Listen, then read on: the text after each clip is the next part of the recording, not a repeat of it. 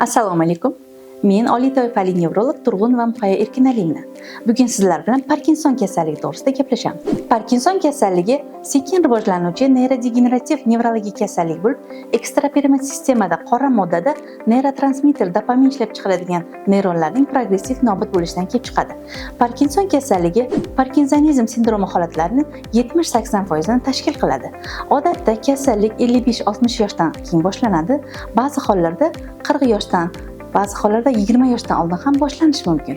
Parkinson kasalligining tarqalishi aholi orasida 100 ming kishiga 60 tadan 140 tagacha to'g'ri keladi. 60 yoshdan oshgan kishilarning 1% uchrasa, 85 yoshdan oshgan kishilarning esa 2,6% dan 4% gacha qismida uchraydi. Kasallikning sabablari to'liq ma'lum emas. Kasallikka olib keluvchi xavf omillari mavjud. Bular genetik omillar. Ba'zi oilalarda Parkinson kasalligi ko'p uchraydi. Bu irsiy moyillik borligini bildiradi. Ikkinchisi, ekologik omillar. Pestitsidlar, gerbitsidlar va toksinlar ta'sirida dopamin hujayralari nobud bo'lishi mumkin. Muddatidan oldin qarishga olib keluvchi temir, mis va boshqa og'ir metallar ta'sirida ham rivojlanishi mumkin. Neyrodegenerativ jarayonlar. Parkinson kasalligida alfa-synuklin oqsili to'planib, toksik agregatlar hosil qiladi. Bu Levi tanachalarni paydo qiladi. Yosh va jinsning ta'siri. Erkaklarda ayollarga qaraganda ko'proq uchraydi. Kasallik ko'pincha 60 yoshdan keyin uchraydi. Hamda boshqa omillar. Bular ovqatlanish tarzi, stress va hamda ruhiy zo'riqishlar ham kasallikka olib kelishi mumkin. Kasallikning rivojlanish mexanizmi ostida ko'p faktorli neyrodegenerativ kasallik bo'lib, bu dopaminergik neyronlarning yo'qolishi, yallig'lanish, oksidativ stress hamda alfa-synuklin oqsilini to'planishi yotadi. Dopaminergik neyronlarning degradatsiyasi. Nigrostriat tizimida neyronlarning halok bo'lishi striatumda dopamin kamayishiga olib keladi. Bu bazal gangliyaning faoliyatini pasaytirib, tremor, bradykineziya, rigidlikka olib keladi. Alfa-synuklin muhim oqsil bo'lib, uni ortiqcha to'planishi neyronlarga toksik ta'sir ko'rsatadi. Levi tanachalarini paydo qiladi. Xronik yallig'lanish natijasida mikrogliya hujayralari haddan tashqari faollashadi, sitokinlar to'planishiga olib keladi. Bu neyronlarning tezroq halok bo'lishiga olib keladi. Parkinson kasalligining belgilari motor va motor bo'lmagan belgilar bilan namoyon bo'ladi. Motor belgilar bu tremor ko'proq tinch holatda bo'ladi, asabiylik va stressda kuchayadi, uxlaganda yo'qoladi. Bradykineziya qadamlar sekinlashadi, yozuvlar kichrayadi, mikrografiya bo'ladi. Rigidlik, muskullar tonusi ortib, muskullar qattiqlashib qoladi. Postural nostabillik, muvozanat buziladi, yurganda oldinga egilib, oldinga munkib ketadi.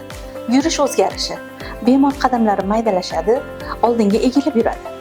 Non-motor belgilar bilan vegetativ o'zgarishlar, og'iz qurishi, ich qotishi, hid bilishni pasayishi, gipotoniya, terlash va teridagi o'zgarishlar bo'ladi. Psixik va ruhiy o'zgarishlar, demensiya, apatiya, depressiya hamda gallyutsinatsiyalar, uyqusizliklar bilan namoyon bo'ladi. Parkinson kasalligi bosqichlarda rivojlanib boradi. Birinchi bosqichda simptomlar bir tomonlama bo'ladi, yengil tremor yoki rigidlik kuzatiladi.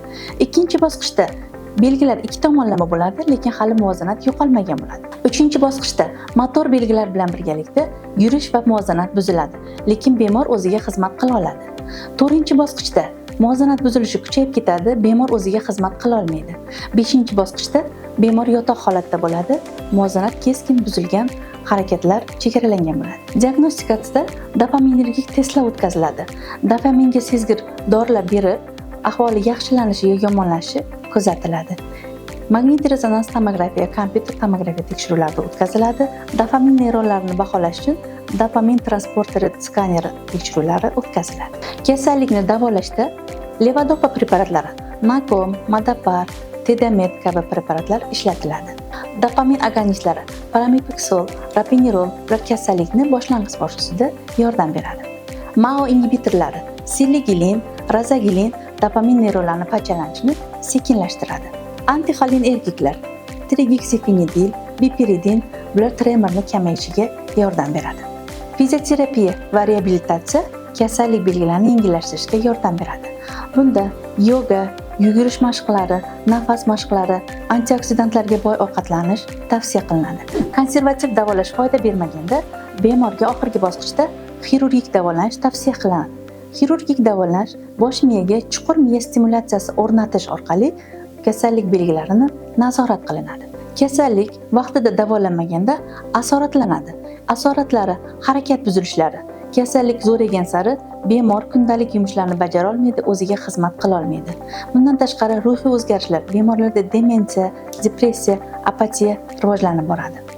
Kasallik rivojlangan sari bemorda nutq sekinlashib boradi, yutinish qiyinlashib boradi. Bundan tashqari vegetativ muammolar, ich qotishi, gipotoniya, bundan tashqari uyqu buzishlari, bemorlarda tez-tez uyquchanlik, uyquda harakatlar hamda kunduzgi uyquchanlik holatlari kuzatiladi.